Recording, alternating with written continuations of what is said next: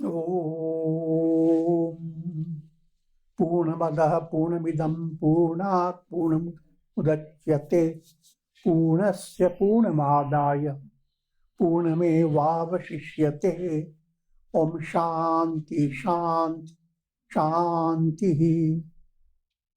Om Nilambujasyamalakomalangam Sita Samaropitavamabhagam Panau Mahashayaka Charu Chapam Namami Ramam Raghuvanshanatham. I've chosen one of the stotras from the Ramayana. This occurs in Ayodhya Kand. And that's what you will hear each time I will recite the Ramayana. Adorations to Lord Rama, whose complexion is like a blue lotus. Blue is a symbol of infinity, the immensity of the sky. Lotus, the symbol of absolute love, the blossom of love, who is very tender and delightful in appearance. Sita is seated on his left side. Sita is the Prakriti Devi, Maya Shakti, inseparable from Brahman. And he is carrying a powerful bow and arrow in his hands. He, Brahman, playing the role of Avatara, a divine incarnation. He holds in his hands bow and arrow. Bow is chitta, the mind stuff. Arrows are thought waves, the powerful thoughts. And it is to that Rama we offer our adorations. Shri Ramacharita-manas, the stories of Rama. Stories means all that Rama did in his life. From Rama's own point of view, he did nothing. It's like the sun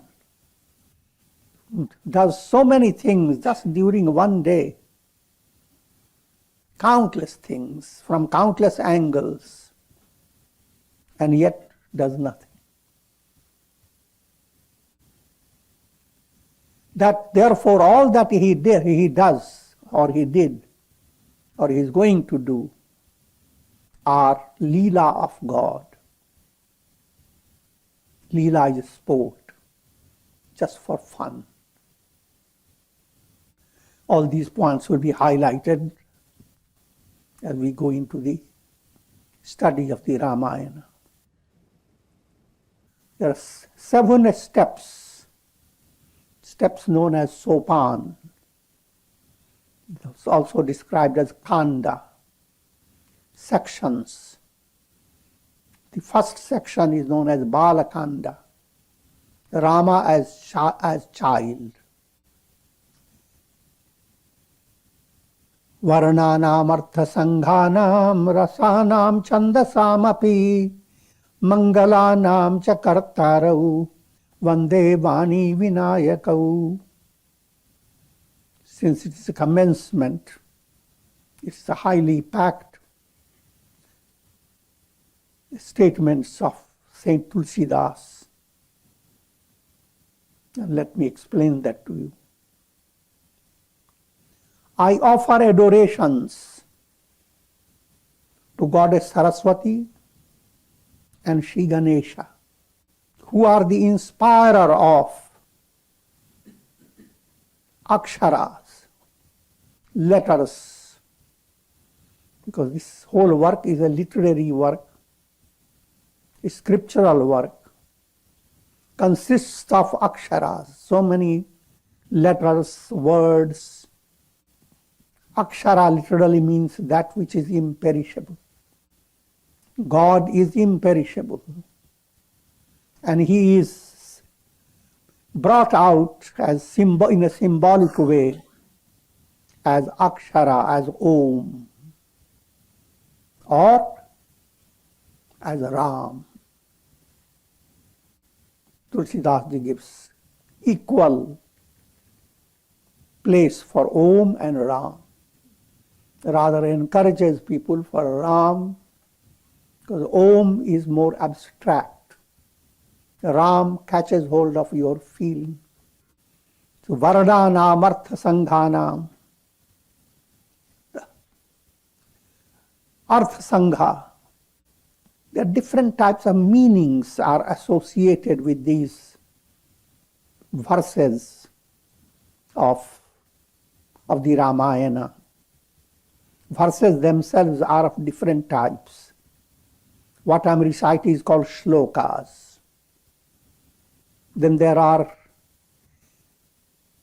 normal verses known as chaupais. And then there is a special harmonized poetry called doha. And then the doha, a little turned around, called sorata. So even just reading the Ramayana, there are variations. Your mind is being led to something thrilling, not boring. Artha Sangha. Meanings can be good artha, go into very deep, subtle meaning. Saral artha, meaning that is very simple. Mudhartha, meaning that has come out through a dull-wit mind. And meaning that is jnanartha, that comes from a very profound level. So all audience, all listeners have their own choice. They can draw meaning according to their level. And if they want to be progressive, they should be guided by those who are advanced. But Ramayana gives you Artha Samuh, countless meanings. Next, rasas. Rasa term is very important in Hindu scriptures. The very goddess of speech is Saraswati, Saraswati. When you listen to a satsanga that is very delightful, the statement is made, Kitna saras tha wo. How saras it was, full of rasa. Saras, Niras, Kuras.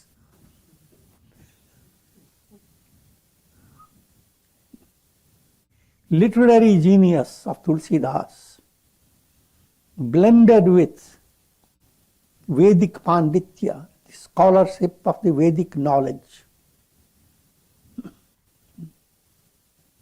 It's an Englishman having been introduced to Ramayana. His first impression was how literary it is. It is like Shakespeare blended with the one who created the Bible. Shakespeare and Bible both blended together. The Hindus have brought out a scripture. So talking about rasas, let me introduce you to the rasas. This is not the rasa, which also comes from the same source, rasa. Even in your food, even in your medicines, if you are taking something of divine essence, it is rasa. Vasant Kumar rasa, Shwas Kuthar rasa, Rasayan Rasayanas. Without going through too much delay, there are 9 literary rasas. A literature that is well written, well presented, must contain 9 sentiments in a proper order. And what are those sentiments? Shringara rasa, romantic sentiment. That's something very famous. 90% of the movies people go in order to have Shringar sentiment. Then Veera rasa, the sentiment of valor. Karuna rasa, sentiment of pathos, pathetic sentiment. Adbhuta rasa, sentiment of wonder and marvel. Hasya rasa, sentiment of humor. Bhayanaka rasa, sentiment that invokes fear, fearsome. Vibhatsa rasa, disgusting sentiment. Raudra rasa, terrifying sentiments, terror. Shanta rasa, peace. Shitalamand sugandh. All these rasas are there in the Ramayana. So you have to keep your fingers crossed.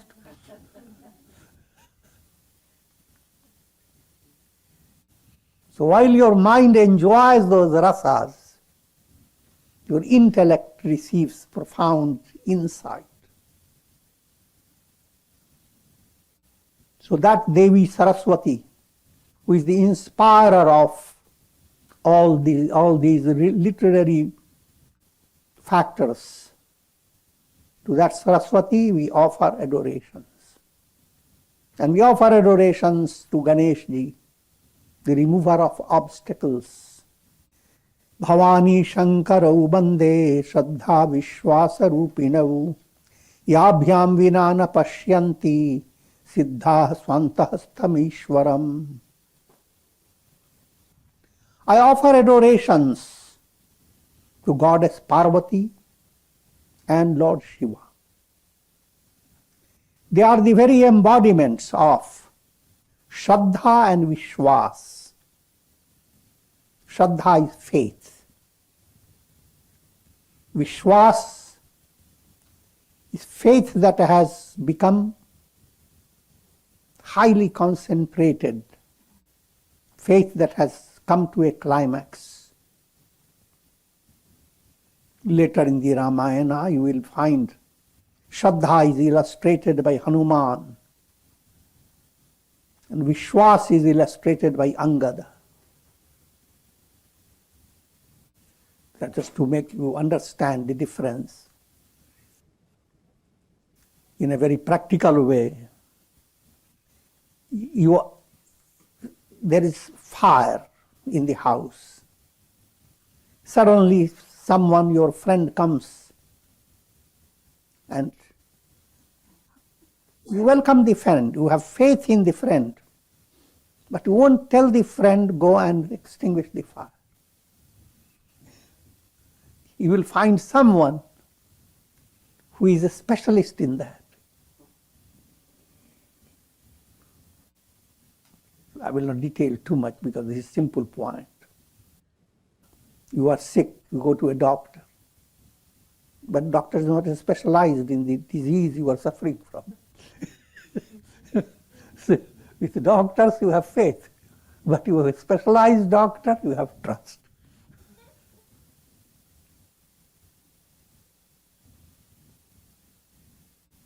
These are two stages of the spiritual movement. You begin with Shraddha, but Shraddha grows on growing into. With Shraddha you have faith that God is helping me, God is working for me. But when you come to Vishwas level, let me just tell you this, what Angada did in the Ramayanas, in Ravana's court. He put his foot down and said, if any one of you could shake my foot, Rama will return without having Sita. And the entire war will stop. What type of statement?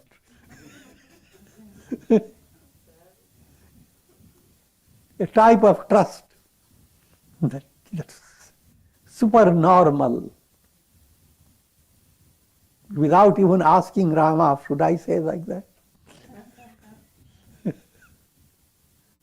So when you come to a spiritual movement where the trust within you, trust for God, becomes so powerful, then you know that you are ascending and Ravana's end is near. And Ravana is ignorance.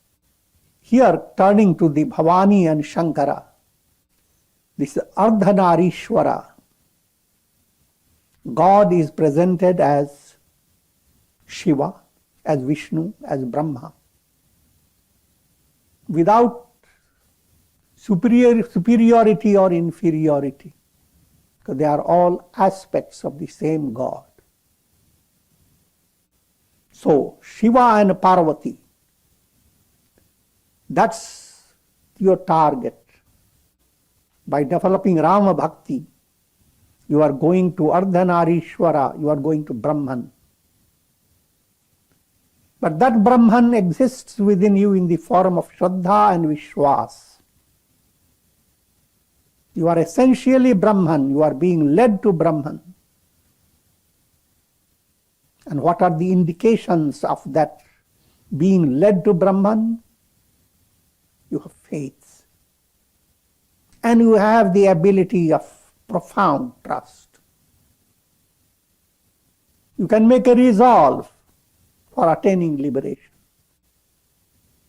So as if God is there hidden within every individual, urging you to develop faith and trust. Yabhyam vinana pashyanti siddha swantastameshwaram. Without Shraddha and Vishwas, spiritual seekers cannot find God in their heart. They may attain siddhis, siddha, psychic powers, but psychic powers of amazing type, they do not have much value from a spiritual point of view. You remember the episode that I have related to you several times. How a person practices a lot of meditation and austerity. For 20 years of sustained austerity, he gained the power of walking over a lake or a river. And then he wanted to be recognized by others. So he comes to a pilgrimage center and there is a boat. So many people have entered the boat and they were about to start. Just at that time he starts walking. Walking on the river, Ganges river. But there was a wise man in that boat. He turned to him and said, "How long did it take you to acquire this siddhi?" He said, 20 years of most difficult austerity. And the man said, "All this is 5 pennies." Because that's all I am paying for the boatman. So that's the episode, just a story to tell you. The human mind becomes so fascinated by gaining an ability that surprises others. Even ordinary abilities like, what did you eat 3 days back?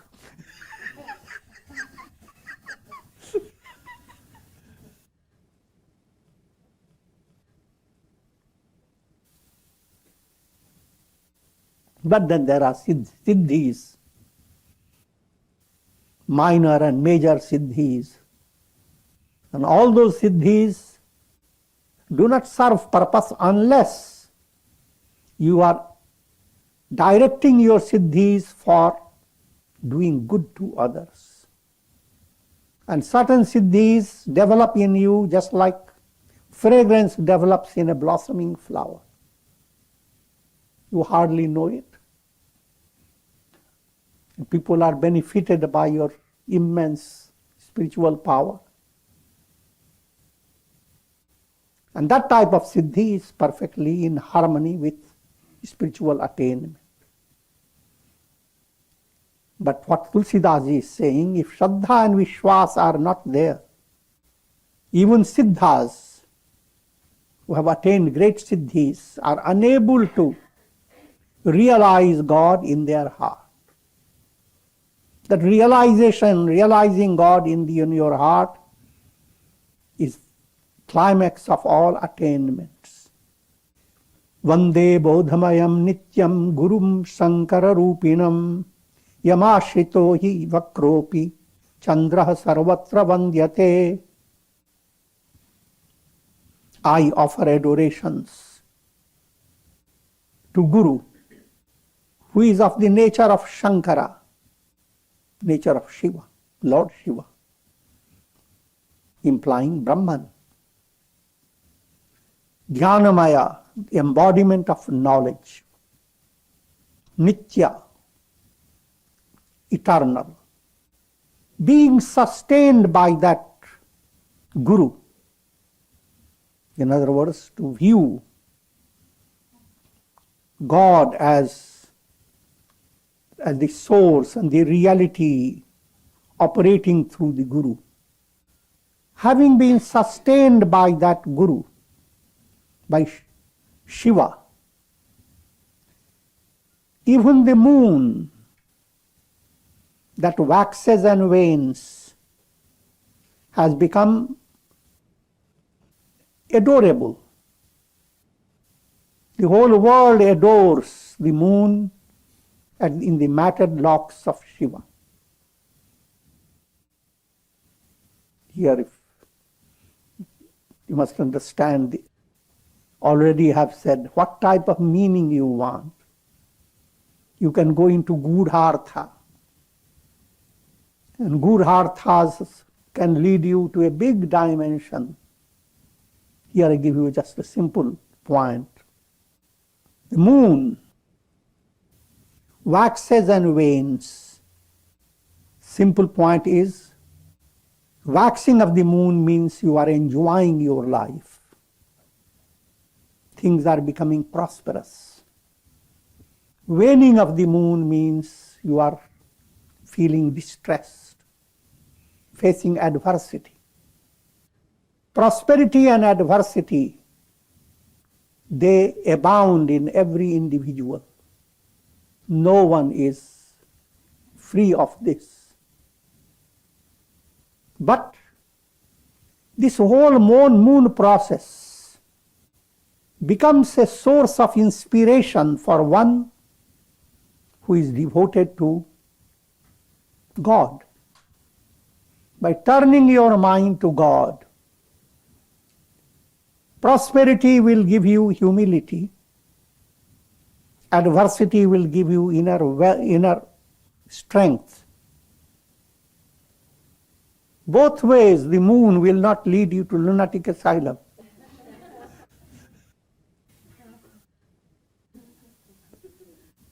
But if you don't have devotion, then the waxing of the moon is as bad as waning of the moon. Prosperity often is worse than adversity. It makes people arrogant, Hitler-like. But that moon that waxes and wanes sits quietly, serenely on the matted locks of Lord Shiva. See, that's called Gudhartha. Sitaram Gunagrama Punyaranya Viharinau Vande Vishuddha Vijnanau Kavishwara Kapishwarau. I offer adorations to the Lord of Kavis, Lord of poets, Kavishwara. As well as I offer adorations to Sri Hanumanji, the Lord of monkeys, Kapishwara.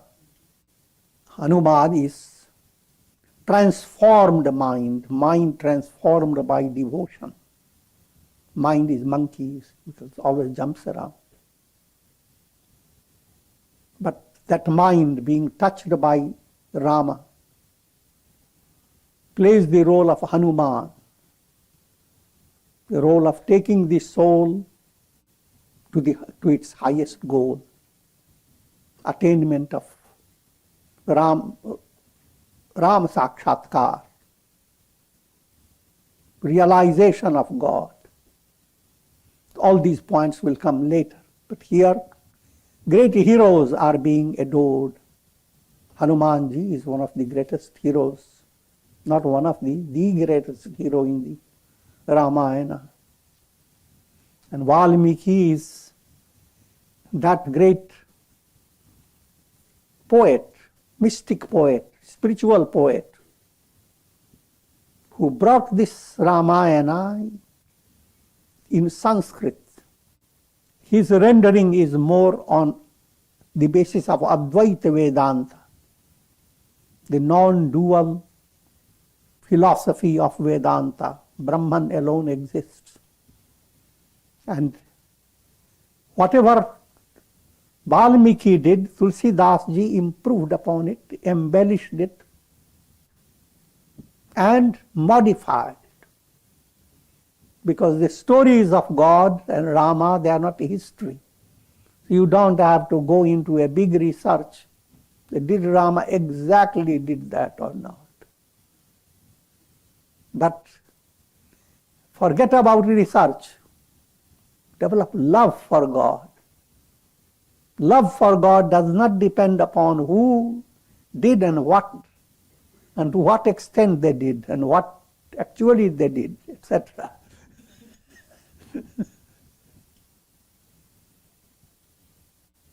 Your devotion to God is not limited by any historical occurrence. That's what the big defect, limitation is in most religions of the world, people who don't understand religion in a profound way. Therefore, there's always, if someone were to start saying that Jesus didn't do this, it's wrong. And then there is a lot of tension. Or even among the Hindus, Rama didn't do this. He didn't discharge arrow from behind the bushes.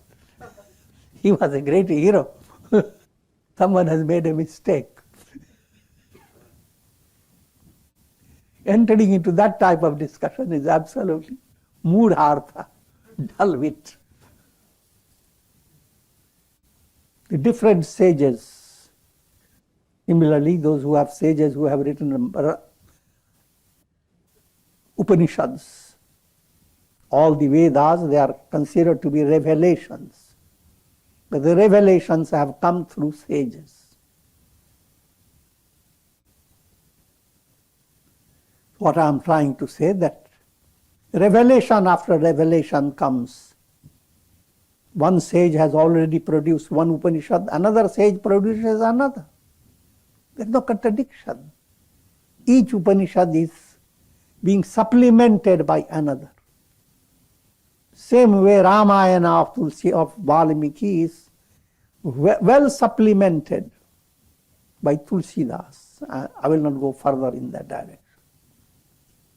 Udbhava sthiti sanghara karinim, kleshaharinim, sarvashreyaskarim sitam, natoham rama vallabham. Now, Sita and Ram. Sita is Lakshmi Devi. Ram is Lord Vishnu. That's from simple point of view as we study the storyline. But philosophical point of view, Sita is Maya Shakti.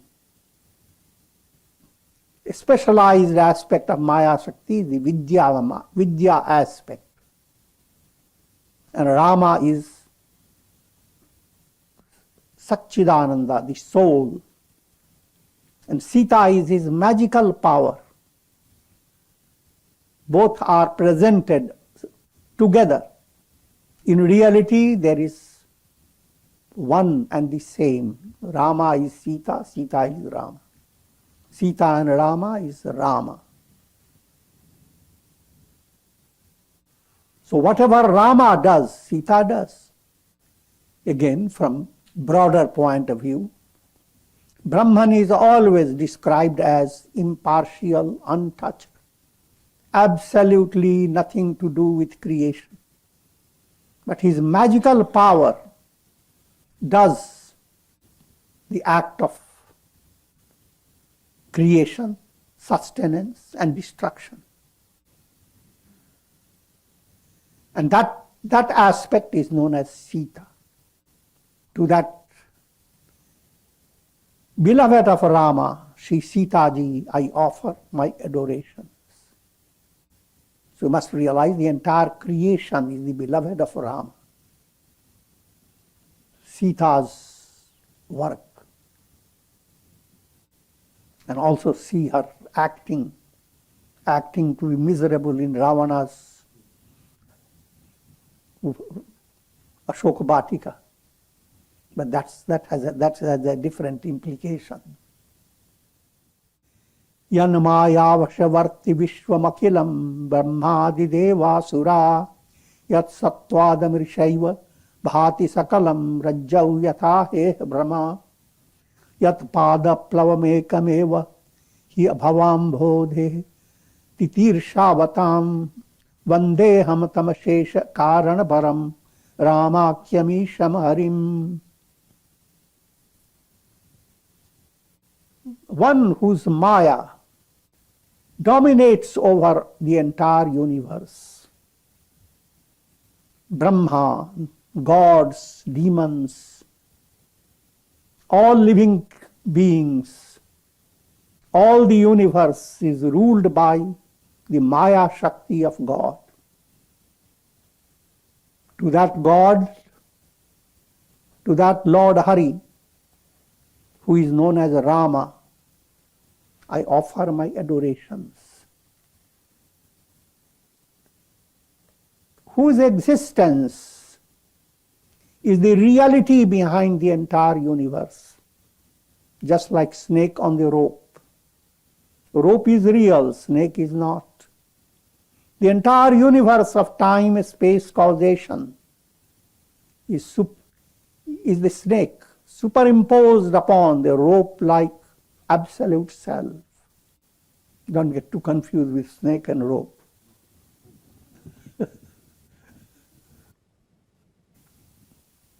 As simple how rope has absolutely nothing to frighten you. And yet, when you misperceive and see a snake, then you are not only frightened, you can have a heart attack. And therefore, the purpose of yours developing devotion to Rama, the purpose of realizing Rama, the purpose of attaining God realization is to strip this snake and realize the rope-like substratum behind all that exists. In other words, all this is mithya. Brahma satyam jagana mithya. Brahman alone is real. The world is illusory. And you have day by day the experience in a simple way. When you dream, the whole world becomes reflected in your consciousness. And the world becomes as real as day-to-day life. In dream you can be joyous, you can be miserable, you can be can have terrifying experience. And yet, when you wake up, nothing existed. Not a needle point of the dream world had any reality, not even a needle point. The Mahabharata highlights the needle point. Duryodhana says, I will not give you the needle point of land. Whose lotus feet are like the boat, enabling the devotees to cross over the ocean of the world process. The lotus feet of Rama. To that Rama, who is beyond all causes, who is the supreme absolute. Everything has a cause, and the cause has a cause.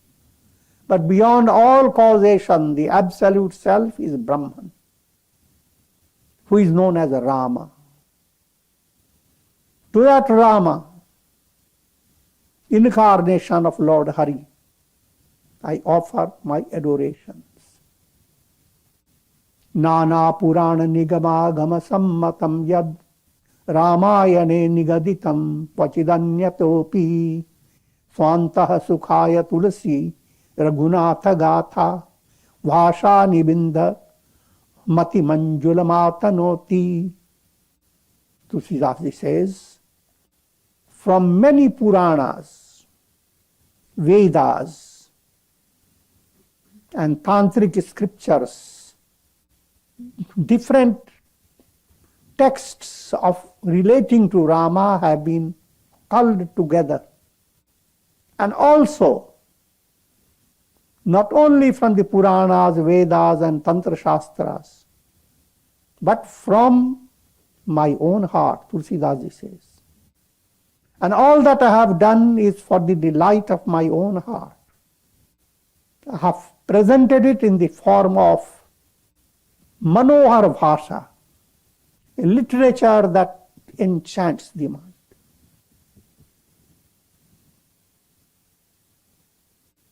Jo sumirat siddhi hoi gananayak karivara vadan karau anugraha soy buddhi rasi subha guna sadan.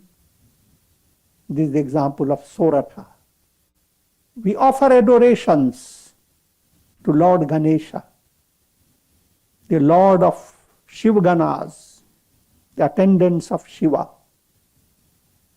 whose face is of a handsome elephant, who is the abode of buddhi, wisdom, intellectual and intuitional, and abode of all good virtues, all virtuous qualities, Daivi Sampat. And by remembering him, the Ganesha, Ganesha is the first worshipped God. So before you start a project, turn your mind to Ganesha and invoke his grace. By doing so, all your projects will succeed. And Tulsidasi follows that tradition. Mook hoi bachal, pangu chadhai gari var gahan, jasu kripa sudayal, drau sakal kalimal dahan. By whose grace a dumb begins to speak eloquently. A lame and paralyzed begins to climb inaccessible mountains. That compassionate God who burns up all the sins that give rise to Kali Yuga, may He shower His grace on me. May He be compassionate towards me. That's Ganesha and More about Ganesha I will tell you later. But here Ganesha is embodiment of Om. His elephant face teaches you double consciousness. The trunk does two things: smells, breaks down. In other words, he is the giver of bhoga and moksha, giver of success, enjoyment in your daily life, but with the intention of leading you to liberation. Neel saroruhasyam tarun arun varijanayan karauso mama uradham sada chir sagar sayan. Now, turning the mind to Lord Vishnu, you must realize that Rama, in storyline, he is the incarnation of Lord Vishnu. But his role is, later in Ramayana, Tulsidas ji says, Rama is equal to thousands of Vishnus, thousands of Shivas, thousands of Brahmas. You have to figure that out. Why Tulsidas ji says? Because in the early stage, when you turn your mind to God, you use the best concept available for you. That best concept is presented by the Trinity, Brahma, Vishnu, Shiva. But that best concept cannot compare with the real.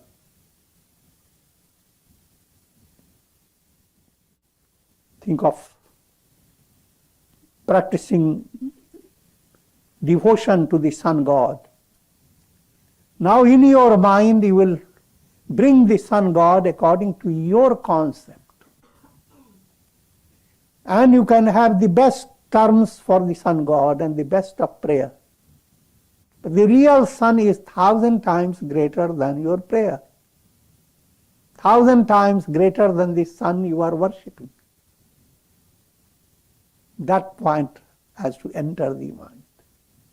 Otherwise, many of these writings become confusing. And people go on wrangling with different meanings. Instead of enjoying the Ramayana, one whole hour they are discussing.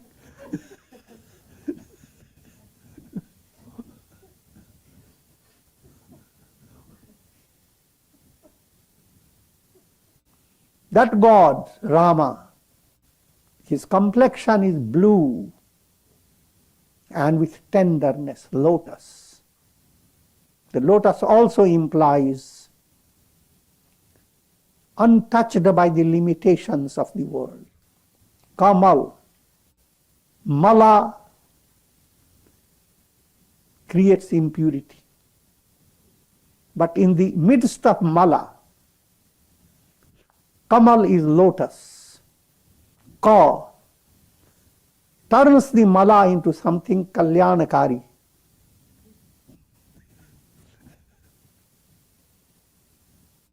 So the word remains the same, mal. Kamal. In spite of all the malas, your movement is beyond the malas. And that's what we call lotus stalk.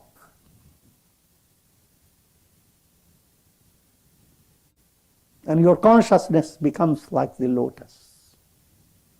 Your heart becomes like the lotus. All that is allegorical. So Lord Rama is Neel Kamal, blue lotus. But lotus is not exhausted. His eyes are fully blossomed red lotus. Rama's eyes are red. Opticians will be upset.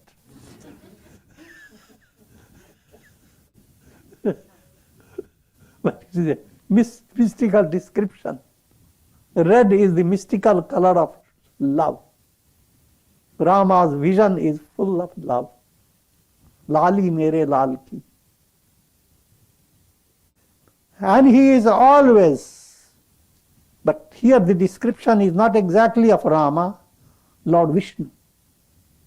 Lord Vishnu is blue lotus. His eyes are red.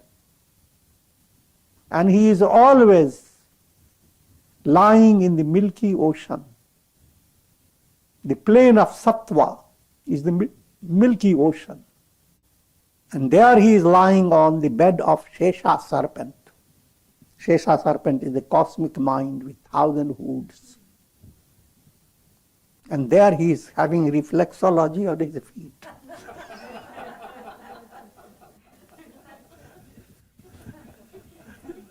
Lakshmi Devi goes and serving his feet. All this is highly allegorical.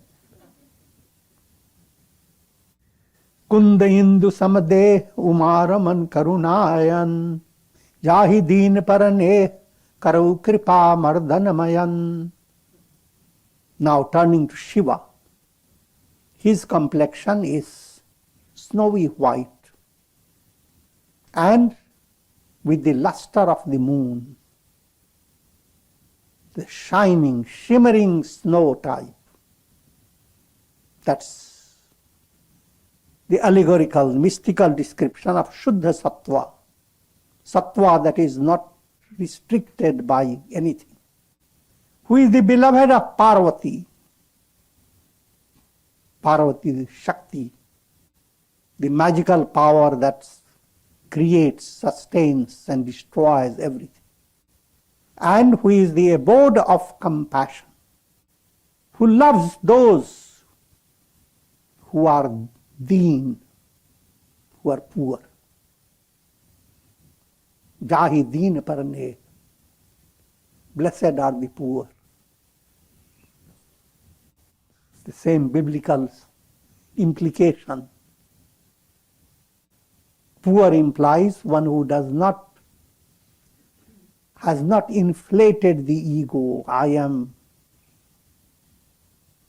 have wealth, power, glory, and lots of friends, etc. As well as I am the body, mind, intellect, senses. When your I am is laden by these illusions, then you are not poor. Poor is one who doesn't possess anything. Nada. Neither me nor mine. Ahamta, mamata, thrown away. If you have done that, then you are really poor. Stripped of all. And then you become beloved of God. That Shankara, that Shiva, who destroyed or who keeps Kama, Kamadeva, the deity of passion, passionate pleasure, under his absolute control. Thereby, the implication is, Shiva destroys all your malas, gross impurities. The impurities come in 6 aspects: Kama, Krodha, Lobha, Moha, Mada, Matsarya. So instead of describing all the 6, one is taken up, called Upalakshana. Kama receives the Shiva's anger, and the dramatized Kama burns up, implying all your impurities burn up if you have developed devotion to God, devotion to Shiva. Bandam Gurupad Pakhanj Kripa Sindhu Nara Rupari Mahamohatama Punj Jasubachan Ravikar Nikar.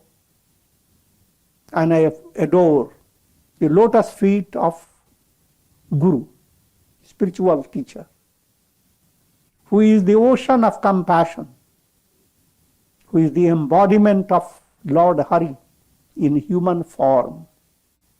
whose words are like the rays of light that will remove the darkness of moha, delusion, and lead the soul to enlightenment. And with this I will conclude for today. Om Shri Ramaya Namah. Om Shri Ramaya Namah. Om Shri Hanumate Namah. Om Shri Hanumate Namah. Om Shanti Shanti Shanti.